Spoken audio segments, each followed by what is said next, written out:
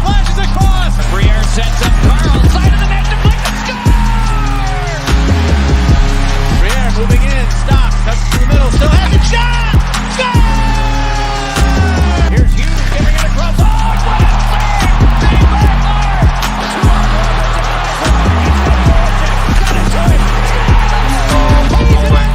Short-handed mid!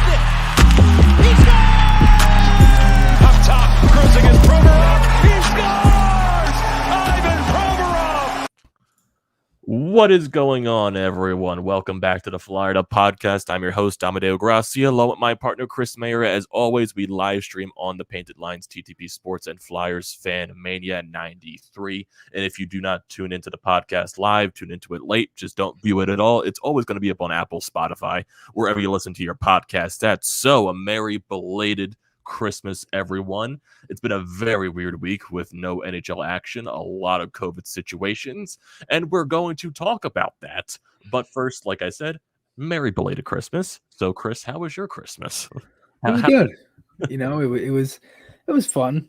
Did a lot of things. It was it was quick, honestly. Did it feel like it was quick for you, the 3 days? Because I had 3 days off from work and everything, so that was nice, and it went really quick, and I was kind of upset about that. But yeah, Christmas is like, it's like you like after Thanksgiving, you spend basically that entire last month and a half preparing for it, buying presents, going to the malls so many times, and then wrapping presents, you know, doing everything to all set it up, and then Christmas one day and it goes by like nothing. Yeah. And that's the thing. I mean, and then it goes basically it's right up again, and then you have New Year's Eve, and New Year's Day and everything, and people who, you know, obviously party and all that stuff. So that'll be fun. And yeah, you know, I mean, overall, I had a good Christmas, Amedeo. I hope you didn't get coal from Santa. And yeah, but no, yeah, I mean, in all seriousness, I had a good Christmas, and I hope you did too, man. Yeah, definitely. Same goes to you. Yeah, Christmas always, like, since I'm not in college anymore, Christmas, like, it feels weird just not being in school, like, because I'm like so used to, like, when you're in grade school, when you're in high school, college, even when you have that like entire, like, either like 2 weeks off, you get the entire month off for college for winter break, and then like, oh, Christmas is that special holiday because during that entire holiday off. But when you're out of college, you don't have to worry about school anymore. It's just like, I don't know. It kind of doesn't, like, I still love Christmas, don't get me wrong, but like it doesn't like feel that extra special when you get off from school and all that. Right. So it kind of feels weird there, but still Christmas is a great holiday, and everyone, it's funny too. Our house is like still loaded. Like we have like 5-year-olds in the house with presents. That's how many presents we buy for each other. So that's one funny thing. But off of the Christmas, it was a good time, but we also have another holiday coming up in New Year's, so that'll definitely be a good time getting into 2022. Hopefully, it'll be better than this past year of 2021, but we never know the way the world goes. But still, getting into our topics at hand for today. NHL COVID situation, still very crazy. The Flyers are going through their own situation as well. They get some players on COVID, they get some players off COVID, and they're still going to be playing, as of right now, back-to-back games in Seattle and San Jose. But NHL, they're still having their problems. A lot of other teams are getting their players on COVID protocol. Brad Marchand, he went off about the league with the Olympic situation and everything on there, so we'll get into that a little bit. Also, World Juniors. The World Juniors started recently, and Chris has been covering that for Flyers Fan Mania 93, so we'll definitely get into some talks about that. There's 3 Flyers prospects in the World Juniors this year: Elliot Deoné for Canada, Emil Andre, who is the captain of Team Sweden, and Brian Zanetti, who is playing on Team Switzerland. So, to get into, I guess, if you want to call it breaking news, even though this happened over the course of the past couple of days, so thank you, Flyers Nation, for actually putting a nice summary on this on Twitter. So the COVID-19 updates for the Flyers. So yesterday, Kevin Hayes was added to COVID protocol, but he was symptomless, so he was able to come off of that today. Morgan Frost, who tested positive a couple of weeks ago, he finally comes off of that after experiencing some minor symptoms.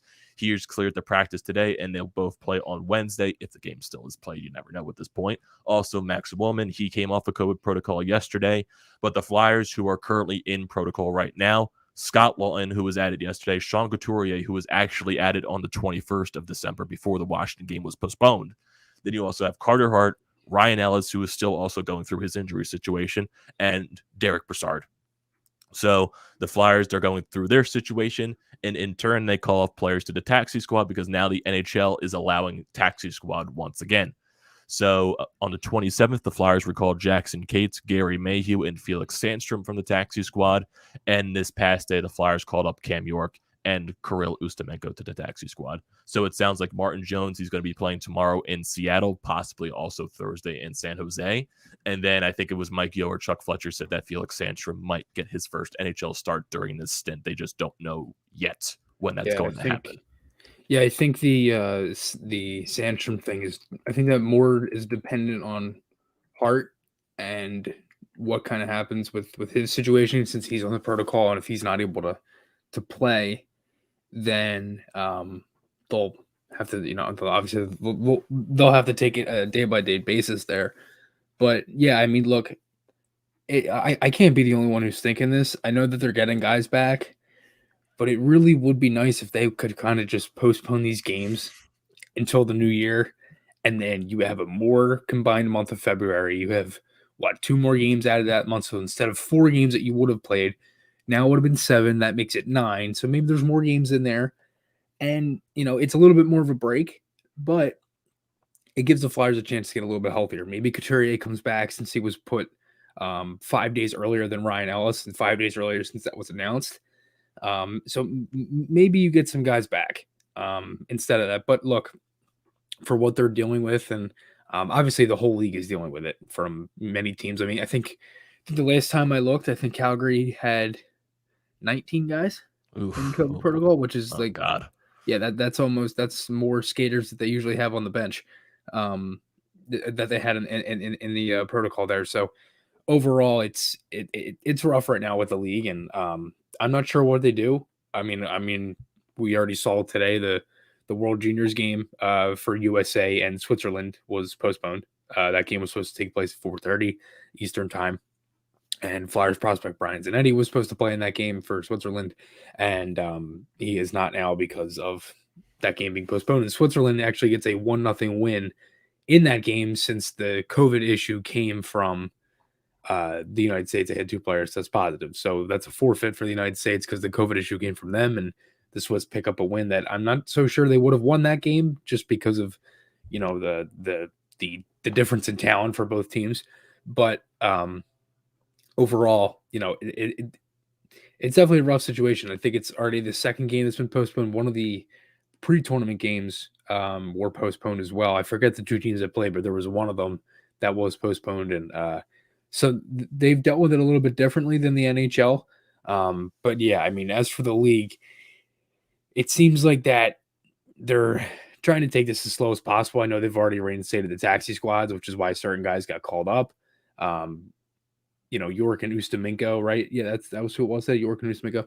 Yep. They both get put in. I keep forgetting if it's Ustimenko was the backup and Sandstrom got put in, or if Sandstrom was the backup and Ustimenko got put in. I keep getting those 2 mixed up, but yeah, I mean, overall, it's been pretty rough to kind of see all this kind of come back, and it's just our luck too that the team starts to play better after a 10-game losing streak, and then they get hit by COVID, and it all just kind of, it's just like it all just comes in at one time. Hey, remember last year when even though the Flyers weren't good last year, they got hit by COVID and everything started spiraling out of control. Maybe they get hit by COVID and everything goes in the right direction. I have no idea. I hope maybe nice. they'll get that brink of luck. But I love this comment right here from Mr. Twitzer saying, "I'm convinced Ryan Ellis isn't real. He's like Santa Claus. The game we saw him in were a hologram." It's so unfortunate. It is. He's only played 5 games. And it's funny, he's contributed in all those 5 games, which is hilarious. Yeah. And how many games have the Flyers played? 500? They played 29 games? At least. They've had to. Yeah. And he's played 5. And I think he has 4 points in 5 games? I think 4 points in 5 games or 5 points, something like that. Yeah. If I go to the Flyers stats right now, look up Ryan Ellis. So if I can see him right here, if he even pops up, he has 5 points in 4 games. 1 goal, 4 assists. In the one of the games he played. Yeah, the game against Seattle, was it not? Yeah, Seattle. Yeah, so yeah, definitely Ryan Ellis is always going to be a huge loss just because this entire injury situation with him just doesn't seem to get any better. But hopefully he'll eventually come back into the lineup. But yeah, it's just something that sucks at this point. We got Flyers physics saying elite fourth line center Nick Seeler. Oh god. Oh god. Yeah, with all the COVID issues they had yesterday, and the guys not in practice, they had some very interesting lines. I'm gonna Wasn't it Patrick Brown with Farabee and Konechny? I think I yeah, you remember had seeing. Patrick Brown as your second line center. Oh Um, god. you had Lindblom, Giroux, Atkinson, Farabee, Brown, Konechny, Cates, Mayhew, Van Riemsdyk, Willman, Seeler, McEwen. Ugh. I don't like Defense that. was normal. Provy, Braun, Sanheim, Risto, Yandel, Connaughton, and then Jones and Sandstrom were the goaltenders. But That just yeah. Nick, that sounds like freaking Mark Friedman on the fourth line during the outdoor game. Oh god. Oh yeah, I remember that. Today, their lines were a little bit different. Lindblom, Giroux, Atkinson, Farabee, Hayes, Konechny, Van Riemsdyk, Frost, Mayhew, Willman, Brown, McEwen. Cates was the extra. Jackson Cates. Defense was Provy, Braun, Sanheim, Risto, Yandel, Connaughton, York, and Seeler were the extras. Jones and Sandstrom, and then Ustominko was the extras. So they had essentially everybody that they could have right now playing. And I actually kind of like some of those lines for the offense, if I'm being honest with you. Obviously, it's a little bit different. You have different guys, but I like Lindblom with Giroux and Atkinson. Farabee with Hayes and Konechny. We've seen that a little bit before. JVR with Frost, they have good chemistry together. I think Mayhew in there, who's a speedy, smaller forward, can kind of help out that line as well. And I believe Mayhew's played with Frost down in the AHL. And obviously the fourth line is the fourth line. I think that's pretty solid. And I'm very excited for Willman to come back because he played really good. And he was honestly just playing some of the best hockey of his career. He was one of their best forwards during that stretch. Yeah, I mean, he was playing some of the best hockey of their career, or of his career, I should say. Defense is fine. And then the goaltender. So look, I think overall, I think this is probably what you're going to be getting for the Seattle game, these lines, if I'm being honest. Unless they have some guys are able to come back. Or I'm not too sure, if they add more people to COVID on Wednesday. right. That could also Hopefully happen. that doesn't affect it as well. But overall, I know for Hayes, he didn't really have many symptoms. He kind of was just like, he was surprised. He said he was surprised. As for Frost, he felt fine at first, but he kind of felt lousy for a couple days. And then he was fine a while ago, and he got kind of taken off as well. So it's weird. Has anybody said like how long you have to be in the COVID protocol to be taken out? Is there a certain deadline? Like I haven't seen that this year. I'm not sure if they adjusted that with the new rules in place. I don't remember them actually adjusting the time you have to spend in protocol, but I know the other leagues are starting to do that now. I know the NFL is doing, if you're symptomless, you don't have to get tested. They only test people who are symptomatic, which Right. I think is more beneficial now, just because I understand at this point where COVID is, it's something that's not going to go away. It's something that's going to be with us the rest of our lives. And right now, I think that might be the better direction to go to. Test people who are more symptomatic than others instead of just going through these random rapid tests of everyone possible. But that's for the NHL to adjust to. And I know. I think the Canadian government as well is I think a little more panicky than we are in the U.S. But so I think that has a little more influence. But that's another topic for another day because I know that it gets involved in politics, and we don't really want to discuss politics on that because we despise them. So Right. so it's just a weird situation that the NHL is in. I remember looking at the Kraken. I don't think that that they have any COVID. I think I saw Mason Appleton. He's in COVID protocol for them, and I just saw this on their page right now that Brandon Tanev, he's suffered a season-ending ACL injury on December 18th. I just realized that. Yeah, that's such a bummer for them. Breaking news. This is from 7 seconds ago. The Ducks placed Trevor Zegers in the COVID protocol. Oh, that's unfortunate because he That was is. having an unbelievable season, and that kid is insane, man. He's actually kind of helped me not hate the Ducks. Like I used to not like Anaheim. I think it was because I didn't like their jerseys. I never liked Corey Perry Perry. and Ryan Kessler. Never liked them, and I also wasn't the biggest fan of Kevin Bieksa when he was there when he knocked Gudis's lights out. You remember that fight a couple years ago? I don't think so. Oh man, he jumped. He kind of like Superman punched him like Roman Reigns. But yeah, I mean, look, that's a shame because I was really starting to kind of get the vibe off of Anaheim. And actually, that's not the worst thing in the world for the Flyers because they do have Anaheim coming up. So it's the Zegras less Anaheim Ducks. So obviously that I'm not trying to make that like that's that I want that to happen. I'm just saying that sucks because I really love watching Zegras play, and he's slowly becoming one of my more favorite players to watch in the league right now, just because of his explosiveness. And I'm just like, you know what? I have a couple of Anaheim jerseys in my closet. I know I need to get them stitched with Zegras on it. Only Zegras. Should get a T-shirt. I hate their. I'm sure you saw my tweet back at that. I cannot stand their jerseys. They're just so brutal. Yeah, I have their. I got kind of like, if you want to call it lucky or unlucky, with like 2 mystery boxes. I got like the one Anaheim jersey that I like purposely bought was the I think it was like their 25th anniversary jersey or something like that, because it was them trying to go back to the Mighty Duck look, which I do appreciate because I don't think they're ever going to go back there. But I have that jersey, I have their orange alternate jersey, and I have their home jersey sitting right next to me. So it's like, what are you gonna do? Going back to what we had said on the COVID and how many teams have kind of been affected by it, when you brought up like Seattle, Daily Faceoff had a clip a couple days ago of all the teams that were affected by it. It was on the show with Frank Saravalli and Mike McKenna. Trying to find it on Twitter might take me a minute here because it is kind of long ago. It was before the World Juniors had even started.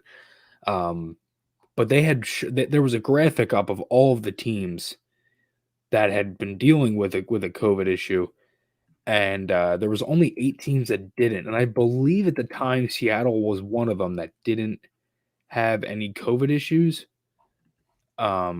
Yeah, because the only one that I see right now, according to their Twitter, which they just posted, I think yesterday, was from their PR saying Mason Appleton is what was unavailable for their practice yesterday because of the NHL COVID protocol. So he might be the only one that's in protocol currently, but hopefully that doesn't start an outbreak for them. Yeah. So right now, going into tomorrow's game, the Flyers do have more people at risk for COVID protocol just because of how many players are on it currently. But hopefully nothing does impact the game tomorrow. Hopefully they will be able to play, just because we haven't seen hockey in a little bit. But we don't know with the NHL, because originally the league was supposed to return yesterday, but then they postponed it during, the Christmas break. So I think Seattle was supposed to play on the 27th against Vancouver, I believe, but then they postponed that game.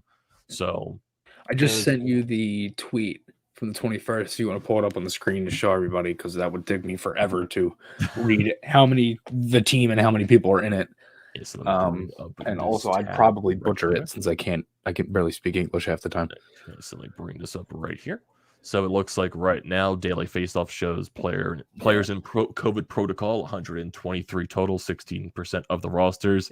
Calgary has the most at 19, Boston with 10, Detroit with 9, Nashville with 8, Carolina with 8, Florida, Toronto, Edmonton with 7, Columbus with 6, Vancouver, Colorado with 5, Arizona with 4, LA with Montreal, Islanders, Flyers, Seattle, Capitals with 3, Buffalo Devils with 2, Blackhawks, Rangers, Sharks, Blues with 1, Ducks, Stars, Wild, Senators, Penguins, Lightning, Vegas, and Jets all have 0. And remember, that's from the 21st, so that's obviously almost that's a week old. But there hasn't been any updated one. That was just what I had seen at the time. But yeah, obviously that's changed for the Flyers. They have more guys, and I'm sure some of the other teams that had 0. I know the Penguins, Rodriguez is in. Zucker is week to week with a lower body for them. I did see that last night on NHL Network, and it's funny with NHL Network too. Like, they were showing, how like it has like news updates and different things at the bottom when they play the games. Well, I'm watching the USA Slovakia game on the World Juniors the other night, and all the news is just guys that are injured or getting put into the COVID protocol. The team, how many guys? Tampa put like 5 guys in the other day, and Vasilevsky and Brian Elliott, both of them, both goaltenders were put in. Yeah, it's crazy. There's so many different things that are going wrong with this, and I forget which team it is this year, but I forget. I think it's the Devils that they're going through. Like, I think they're almost like close to what the Flyers record was for most goaltenders started in a season. I think the Devils are like inching that. I think they've started 6 or 7 this year. Really? Just because I think of injuries, COVID protocol, and all that. I believe they've had at least 6 or 7 different goaltenders start this year for them. So that's is there a way you could look that up? Like guys have played roster. Let me see, actually. So if I go to the Devils right now, I doubt they're going to have those players on the roster right now. So if I go to the Devils right here, look at their player stats, I doubt all those goaltenders. So right now, only 3 of them pop up right now, Bernier, Blackwood, and Schmid. So I don't think any other goaltender is going to pop up for them currently. But I do remember seeing like a graphic on Twitter saying that they've started at least 6 goaltenders this year. I do remember seeing that somewhere on Twitter. I don't remember when, but I remember seeing that. So that's something like, and that's just weird too. Just imagine like your goaltenders get like what Tampa, like what you just said. Your goaltenders are just put on, both of them are on protocol, and you're forced to start like 2 AHL guys in your lineup. That just sucks. That just sucks. That like it puts pressure on those guys, and it just sucks for those people that have to be forced to be put into the lineup because of that. Yeah. So the goalies that have played this year for them, for the Devils, is Mackenzie Blackwood, played 16 games. The Devils in total have played 30 games. Blackwood's played 16. Bernier's played 10. Nico Dawes has played 2. John Gillies has played 1. Akira Schmid has played 3, and Scott Wedgwood has played 3 as well. So that's 7. 6. That's 6. For some Blackwood, reason, I counted Bernier, Dawes, Gillies, Schmid, and Wedgwood. 6. Okay. Yeah. For some reason, I counted 7. Yeah. And Blackwood's played 1 game more than half. The other guys have split. Bernier being the backup, and then they've had COVID and everything. And if you go on to Hockey Reference and just look up their stats for this season, they're 10, 15, and 5, 7th in the Metro, and it has all the guys that are on COVID and injured. And the only guys they have on COVID, it's weird because it says health protocol and then it says COVID-19. So I don't know if that's the same thing, but Graves, Heischer, Yaros, Subban, and Jesper Bratt has an illness. And he was supposed to miss the 1 game on the December 18th. I don't know if that has changed, but a couple other guys have been hurt. And yeah, so the 6 goalies on there, as I mentioned, and that's crazy because I don't even know if they have enough goaltenders in their system to do that. I know Dawes is a draft pick. Wedgwood, I swear to God, that guy's played for like the same 3 teams the past like 6 years. Yep. And Bernier, obviously, isn't Wedgwood on Arizona right now? Isn't Wedgwood in Arizona right now? Wedgwood, I think he's in Arizona right now, if I'm not wrong. Like I like had this like weird feeling that he played for Arizona this year. Like 13 games played. That's crazy.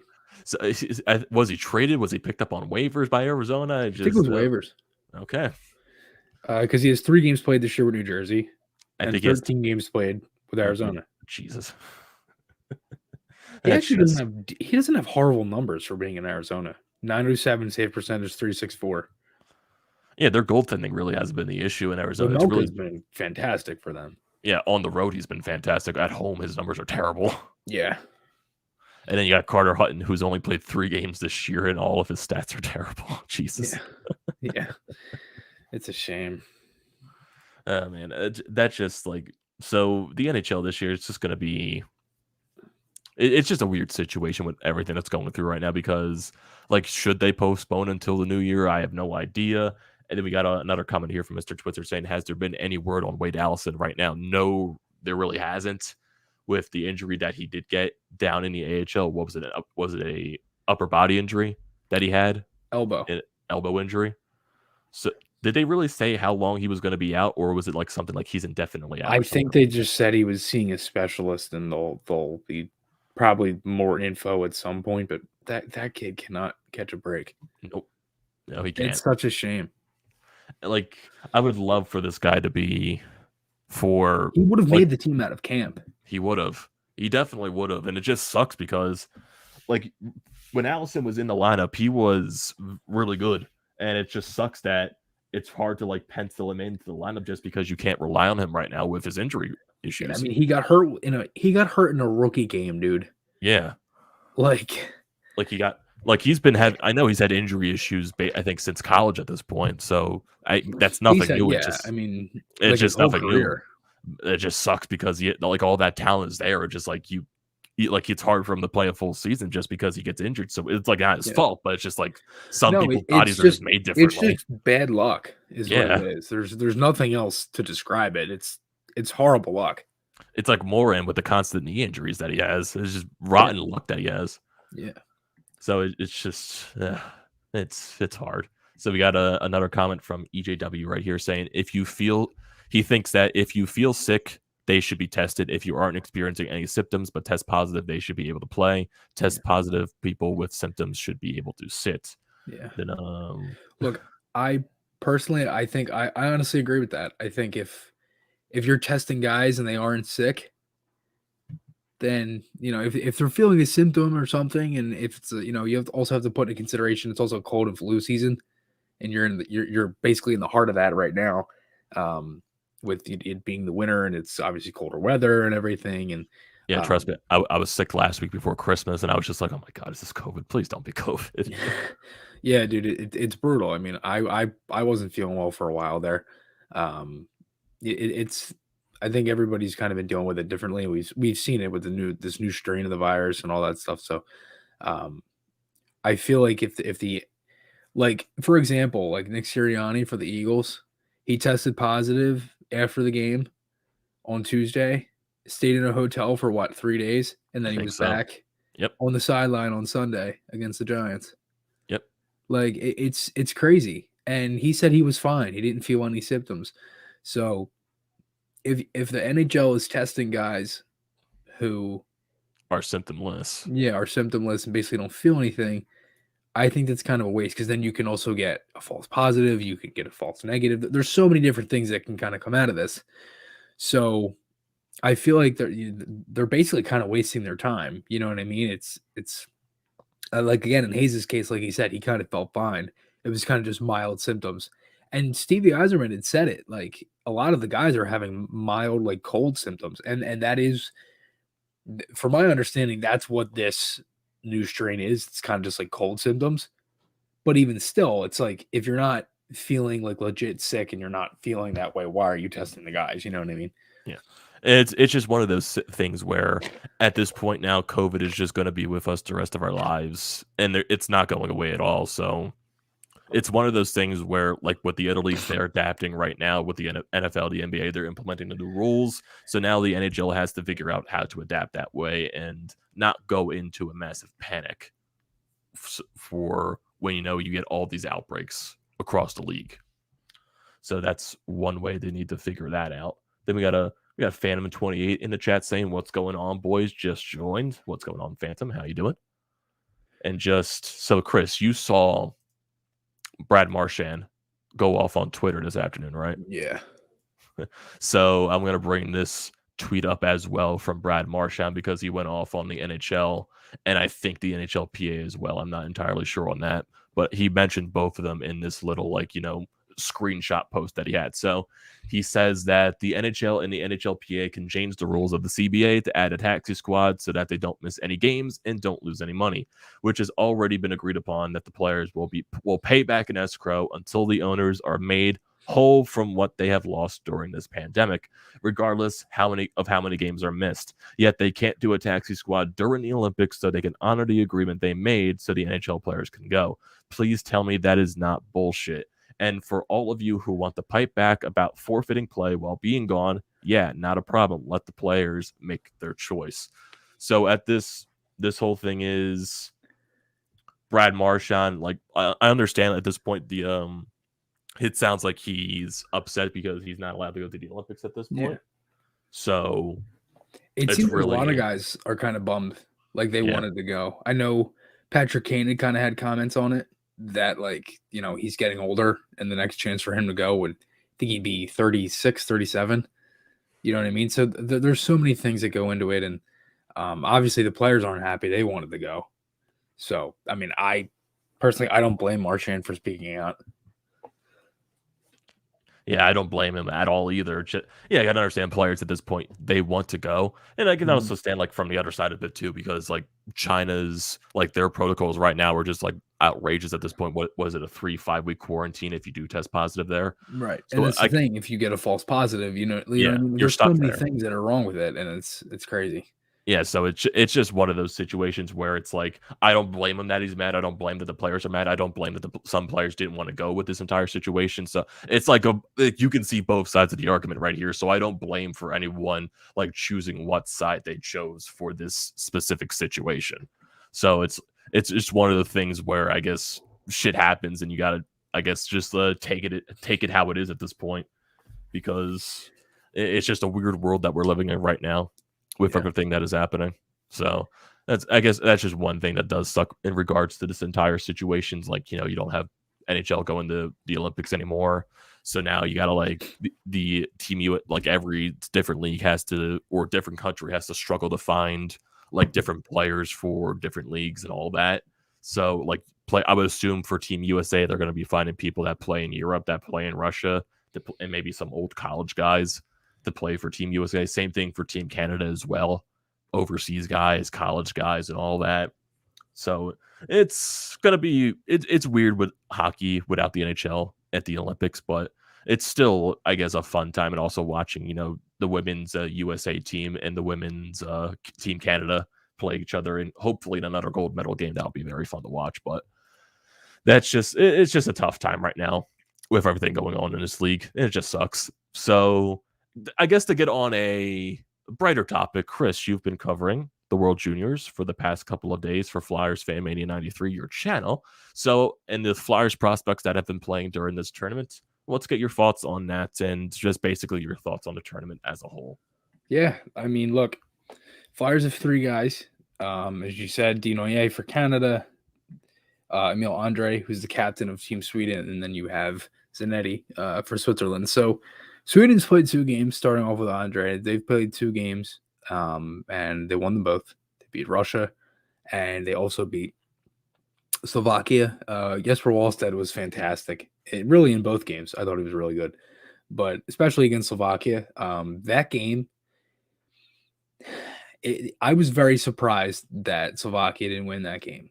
That was a very close game in certain aspects, but for the most part, that was heavily dominated by Slovakia in territorial play. They also had many shots.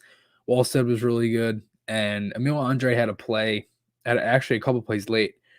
If you saw it, Amedeo, there was a 5-minute match penalty on Leo Loof for the hit that he had on I forget who it was on Slovakia, but it was a hit to the head, and in the IIHF, if there's head contact, it's an automatic match penalty. So he was 5-minute power play, 10-minute misconduct. He's out for the game, and there may be disciplinary action. I haven't seen any update on anything that's kind of happened with that, but so they kill off most of it, and you get around about a minute something, and there's a player on Sweden delay game. So it's a 5-on-3. And mind you, before this game was only 2-0, and the Slovakian coach pulled the goaltender. He pulled the goalie with like 9 minutes left in the third period, only up on a power play. Yet it was a 5-minute power play, but they had the puck pretty much the entire time. There was very minimal clears, and if it didn't get very far down the ice. They didn't have many shots at the empty net. They didn't really try to score, I don't think. But anyway, to make a long story short, the 5-on-3, they didn't pull the goalie. They just kept it, and they could have kept them out. It would have been 6-on-3, but they didn't. And Kromiak, one of Slovakia's best players, had 4 chances from the circle. Andre had 4 block shots, Oh boy. blocked 4 of them, and it unbelievable. He was just putting his body on the line. One thing I really liked from Andre, his gap control has been really good, and he's been getting shots through to the net. He scored in the first game against Russia on the power play. Realized he had a lot of time, walked in, kind of just let a wrister go, and it was a good screen in front, and he scored there on a power play. He's gotten penalty kill time. He's gotten power play time. He's had a really solid tournament. I think he's one of the guys from Sweden that hasn't really been talked about enough. And I think he had from my eyes, had 6 block shots last night. I'm attempting to find the stats from the game, but I can't find them on the IIHF website. But even in the first game, his gap control was good. One thing I love that he does is he doesn't. One thing that he's so good at is with his gap control, he doesn't overreact to anything. He kind of just lets it play out. But then when the play comes to him, and if he does mess up and he does turn the puck over, he finishes his check. He'll do whatever, and he's small enough where he's not afraid to throw his body. That's one thing I love about him. He plays with such aggression. I think he's had a really, really solid 2 games. As for Zanetti, from what I saw yesterday, he played really solid hockey for being 18. I personally thought he was going to play third pair, like second penalty kill unit. He was playing pretty much first pair, but he basically was used as a third, fourth defenseman after that. But he technically was playing first pair by the lines. So, I thought he had a really solid game. I mean, look, Switzerland only has so much talent. And, they have a couple guys out because of COVID. Their captain's out for the tournament because of COVID. And Russia's getting there. They've had a lot of different areas, and Russia's always a team that kind of gets better as the tournament goes on. And they ended up winning that game 4-2. The Swiss scored almost half of the goals they scored in last year's tournament in the first game that they played, and they get a forfeit win for today's game against the United States. So I guess things are maybe looking up for them. I'm not too sure. Obviously, you want to play, but they do get a win. And as for Zanetti, I think he's played really solid, and I was pretty excited to watch him again today. I thought he just played really solid hockey. He's a very steady player, and again, for being 18, I thought he played pretty well. And as for Desnoyers, I mean, he's playing fourth line right now with Canada. They're stacked, and he's not getting as much ice time, but he's just keeping it simple. I mean, for playing fourth line, he's not getting a lot of time. He's not really getting many minutes to show off some skill. He's had a couple good plays. Hasn't had many scoring chances, but Canada, they had that game that they had against the Czechs. They were definitely tested. I mean, they were down 3-1. Coach called a timeout, scored a goal 23 seconds later. And then that game was dominated by them. Their power play helped. Desnoyers hasn't had any power play time. He's had some penalty kill time. He did take a penalty in the pre-tournament game as well. But overall, I think he's just played some solid hockey. And again, for not having many minutes, I think he's looked all right. So didn't he also avoid a very major leg injury during one of the preliminary games? Pre-tournament game, he went into the boards and he kind of got hit and his foot went in to the boards, and it kind of bended a little weird. I texted him after the game, make sure he was all right. He said he was okay, and he did play the next game. He was fine.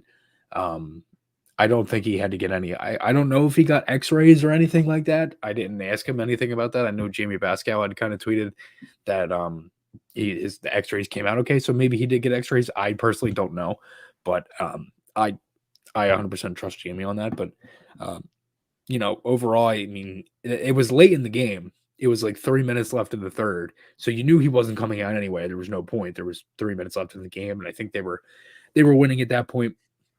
I think it was 4. I forget the score of that game, but I know they were up a couple goals. So that being said, I was like, all right, well, he's not coming out anyway because of the time. So hopefully it wasn't anything bad, and thankfully it wasn't. But yeah, he is okay, and yeah, I mean, again, he's just playing for the minutes he's getting, and he's got some good line mates as well. And I think they've had a couple good shifts together, and tonight they play against Austria. So we'll see what happens there, and that's probably going to be another Canadian-dominated affair. But I would like to see Desnoyers get some more ice time, because it sucks when you get a guy who I personally think has a lot of skill, and he does. And he's one of the guys that made the team that, everybody was kind of excited for, and he's playing on the fourth line. But overall, yeah, I mean, again, he's just played really solid hockey. So yeah, it's always nice to see Flyers prospects in the World Juniors. I know what was the year where the Flyers had one of the more prospects in the world? Was it 2016, 2015 or something like that? 8 guys. Yeah, I think it's this year. Carolina has 1 billion people in the World Juniors this year. They have a lot of couple for Finland. trying to think the other teams. Yeah, I know they have a lot of prospects that are Yeah. from different countries, and like they're really good at drafting guys like overseas. Like I know the Sharks have a good amount. I want to look that up too. Like teams with the most World Junior players, with the most World Junior presentation. Hopefully, I spelled that right because I'm typing fast. Okay, There was one year, I think. I know Alexander Appleyard had kind of.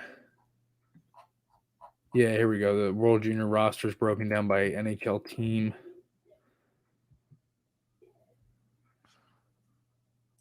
Here we go. Ducks have 4.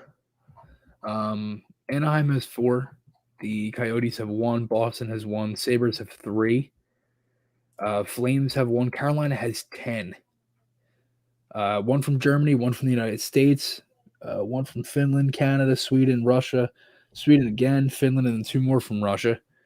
And a lot of those are recent picks, 2020 and 2021. Chicago has 4. Colorado has 1. Blue Jackets have 4. Dallas has 4. Red Wings have 8. They have a lot as well. Jan Bednar, Sebastian Kosa, a couple goaltenders. Edmondson, obviously their first-round pick defenseman. One from Finland. Niederbach from Sweden, who had a couple beautiful goals recently. The Oilers have 2. Florida has 6. The Kings and the Wild all have 6. So there's a lot of recent talent as well. These are all recent guys. Canadians have 3. Nashville with 4. New Jersey with 4. The Rangers have 5. Ottawa with 5. Obviously, the Flyers have 3. Pittsburgh has 3 as well. The Sharks only have 1. William Eklund. Seattle has 2. St. Louis with 3. St. Louis with 3. Toronto with 3. Vancouver with 1. Vegas with 4. Washington with 1. And the Jets with 4 as well. It's 108 in total. 27 are first-round picks.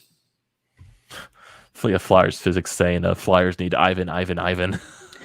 Was it? Isn't there? I saw that on Twitter. Was there actually a guy in the tournament named Ivan? Yeah. Mm-hmm. That's his actual name. Ivan. Yeah, if I go on, I forget what team he's on.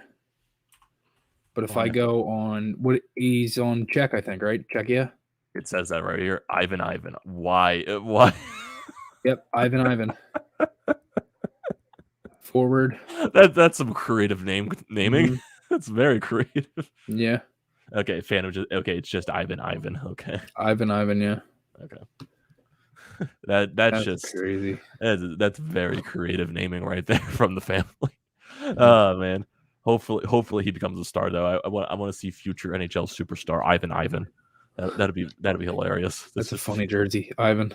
Yeah, so we got another comment from Nero saying that, why do you think the Flyers did not recently draft any Finnish players with the exception of last year? It's probably because they looked at, I guess, player needs and best player available. I think specifically last year, since they only had a second-round pick, I would assume they were only going best player available. And they drafted, and it was best player available at that point, so that's probably why they drafted a Finnish player there. But I get it. Basically, just goes back to that same point for previous drafts. Who knows if Hextall had any preferences? Same thing with Chuck Fletcher and his staff. Like basically, they were probably just looking at who was the best player, because when they drafted Cam York, wasn't that like a draft that was stacked full of American players during that first round? So yeah, that's probably why. If my memory serves me right, wasn't Hextall and his staff, weren't they really high on like Canadian and Russian prospects? Is that why they fired so many picks from Russia? I think so. I think they were more, because I think throughout Hextall's tenure, a lot of his draft picks were a lot of Russian players, some Swedish players, a lot of Canadian players. He drafted very few American players. I know he drafted Farabee and Jay O'Brien, but I don't think he really drafted that many American players, if I don't recall. Yeah. Yeah. So I'm trying to see. So I think at the end of the day, it does come down to like your front office preferences, where your scouts are more in line towards where their strengths are. So that's probably why you didn't see the Flyers draft that many Finnish prospects, probably during Hextall's tenure. And who knows, maybe during Fletcher's tenure, he focuses on some other drafts going overseas instead of focusing on Canada and America. It's just, like I said, I think it just determines where preference is and where your strengths are in scouting. I think that's the only thing that's that matters. So we got EJW saying, do the Flyers have any world players who would be a great player? So players that I guess are not from Canada or USA. Who knows? Maybe Tuamala could be a good player, but that's still like a long way away. Does he mean like players for next year for the World Juniors? I don't know. Sure. Not next sure. year, I mean, I was actually thinking about that the other night. Next year would probably be. I think Andre would play again. I think he's 1 more year eligible. Okay, I don't think because honestly, Forster could have played this year if he didn't get injured.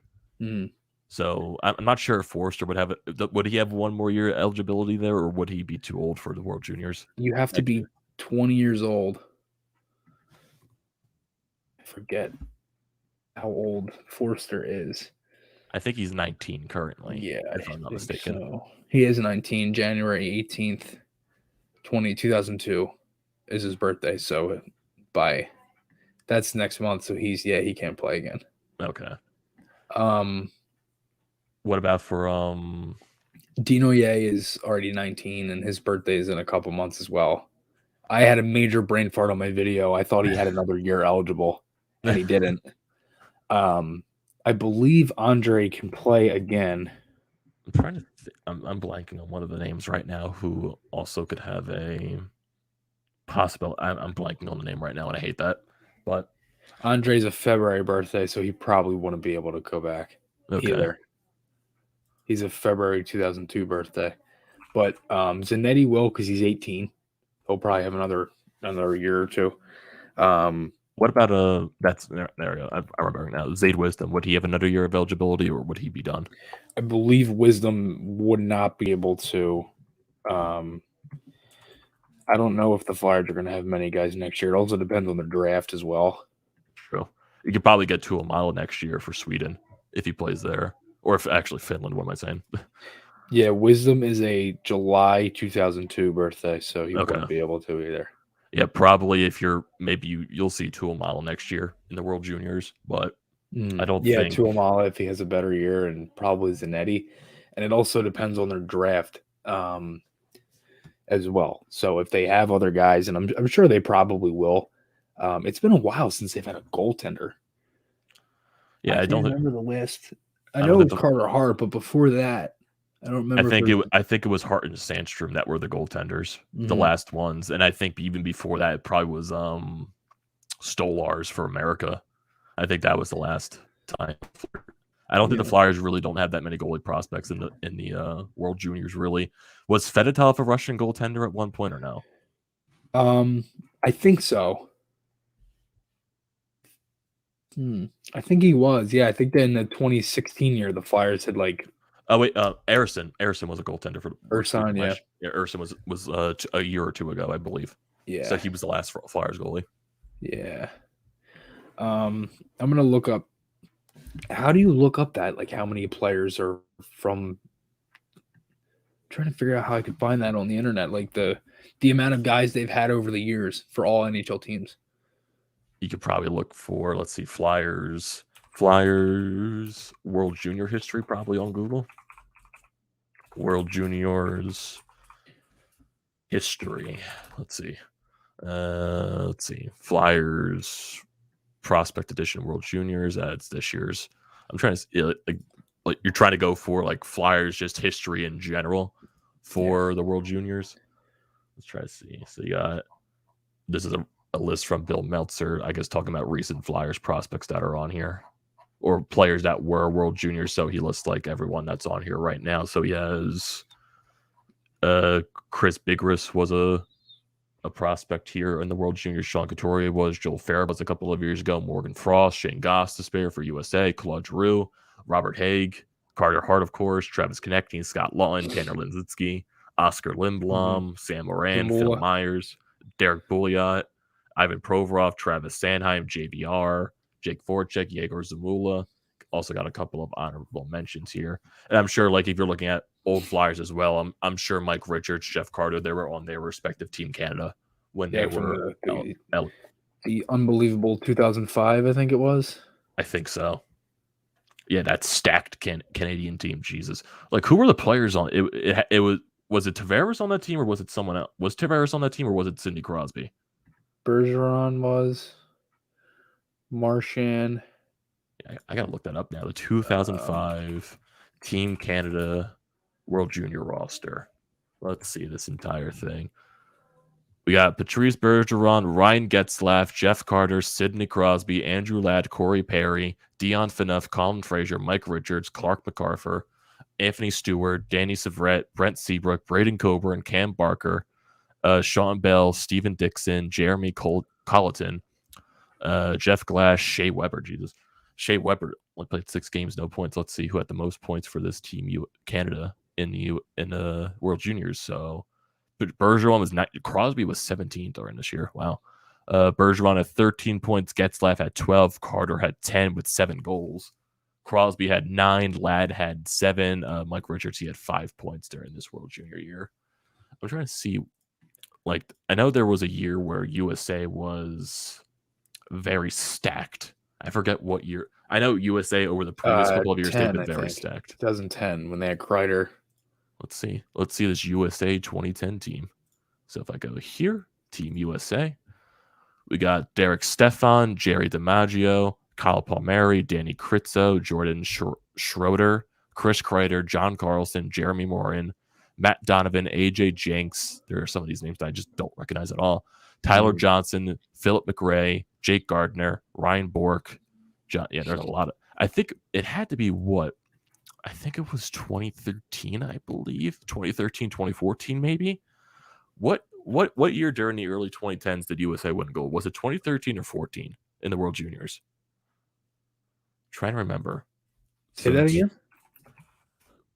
When before this past like USA gold medal, when was the last time they won gold before that in the World Juniors?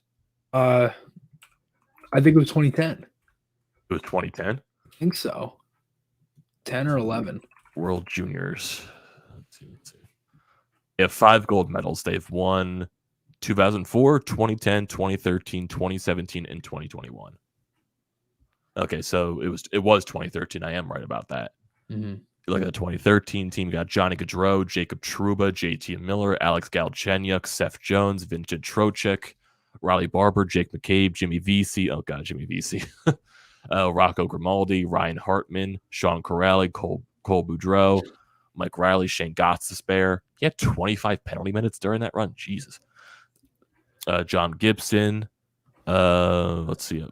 And other names that I just don't recognize at the bottom. I want to see this 2017 Team USA because, okay, they had Clayton Keller, Colin White, Jordan Greenway, Troy Terry, Charlie McAvoy, Jeremy Bracco, Tage Thompson, Luke Kunin, Adam Fox, Kiefer Bellows, Casey Fitzgerald, Tanner Linzinski, Caleb Jones, Jack Roslovic, Joey Anderson, Joseph Ciccone, Patrick Harper, Ryan Lindgren, Eric Foley, Jake Khan, Joseph Wool, and Tyler Parsons. Yeah, so for the Flyers, I just found it.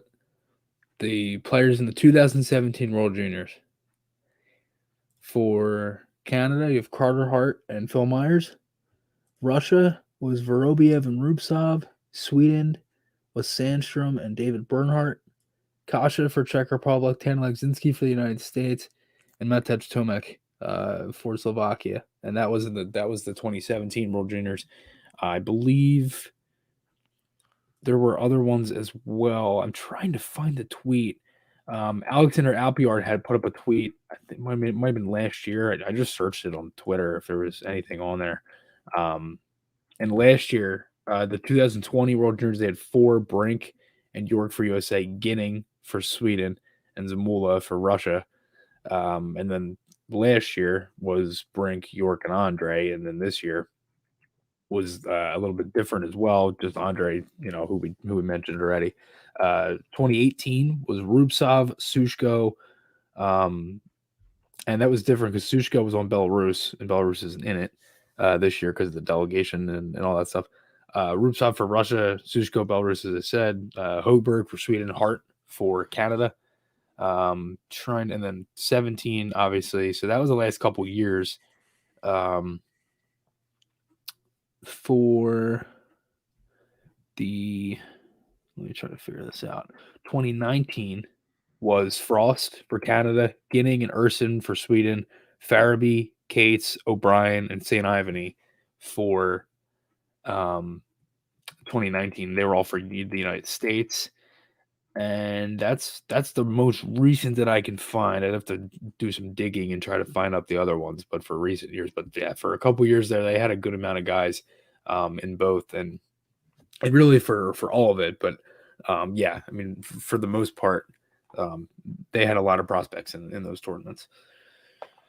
Yeah, so yeah, hopefully sometime in the near future we can see more Flyers representation at the World Juniors. But again, like Chris said, that all depends on the Flyers drafting at that point and see what players that they do get. So Flyers getting towards the end of this podcast. Let's hopefully the Flyers don't get anyone more in the COVID protocol and they're able to play tomorrow's game against Seattle and also Thursday's game against San Jose, just, to get some Flyers hockey back, just to get some sense of normalcy so we can actually watch hockey. So that'll be hopefully something that we can see, but we just have to wait and see what will happen there. World Juniors, they're still going to be playing for a while at this point, so you get to see some nice international competition there. The World Juniors are always a fun thing to watch during this time of the year. So yeah, that's going to do it for this edition of the Flyered Up Podcast. And for everyone here, don't forget to check us out on our different social media pages, the Painted Line. Check them out wherever they're at. My Twitter page, Amedeo Grassia 98. You see it right there. For Chris, it's _Chris Maher. Our separate YouTube channels, TTP Sports for me. Chris is Flyers Fan Mania 93. And yeah, it also, for some reason, I lost my train of thought right here. But also, if we don't do a show before the new year, definitely want to wish everyone a happy new year. But I'm sure we'll try to get an episode out before New Year's Eve happens. So definitely do not worry about that. So don't forget to check all the links in the description. And thank you, everyone, for joining this edition of the Flyered Up Podcast. I'm your host, Amedeo Grassia. He is Chris Maher, and we will see you next time.